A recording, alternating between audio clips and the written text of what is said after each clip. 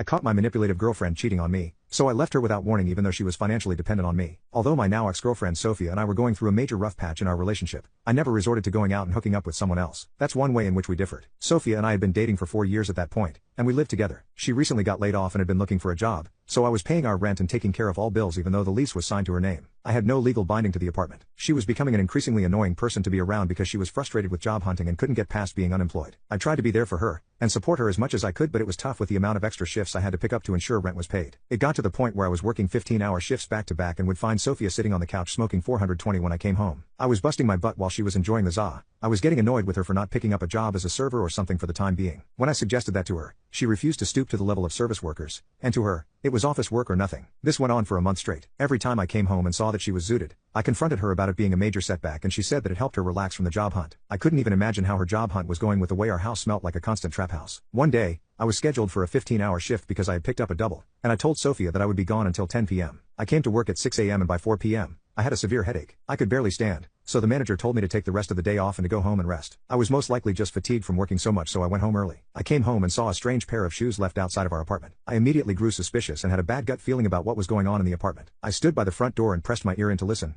and to my unfortunate surprise, I heard the familiar sound of Sophia moaning. I barged in and saw her on top of a man on our living room couch. Both of them had obviously smoked before the action because the smell was horrid. Sophia jumped up quickly and covered herself and started panic crying and telling the stranger on the couch to get up and get out. The whole situation was so awkward that I almost felt bad about catching them. Once he got out of the house, I was clearly pissed, and Sophia started making up every excuse possible, saying that she needed to be filled up because me and her haven't been doing it because I was working so much and she was suffering from the boredom of being unemployed. I was so shocked that she was seeing herself as the victim in the situation, that I just stood there and listened. Once she was done explaining herself, I told her to leave me alone because I needed to take a nap. I felt unwell. I locked her out of our bedroom, and immediately called my parents and asked them if I could move back home for the time being. And after explaining the situation with Sophia, they said it was more than okay. I had not spoken to Sophia, and the next morning when I got up, she was asleep on the couch. She thought I was going to work, so she mumbled to me that we would talk about everything later and that she loved me, but I said nothing. She didn't even notice when I dragged my clothes and stuff out of the house in 2 large suitcases. I went home to my parents and left a note on the counter telling Sophia that our relationship was over and that she could deal with the financial struggles herself. I felt guilty doing it because I still cared for her, but nothing could justify her cheating on me after making me suffer at work. To pull through for us, and in a way, I'm glad that the trash took itself out.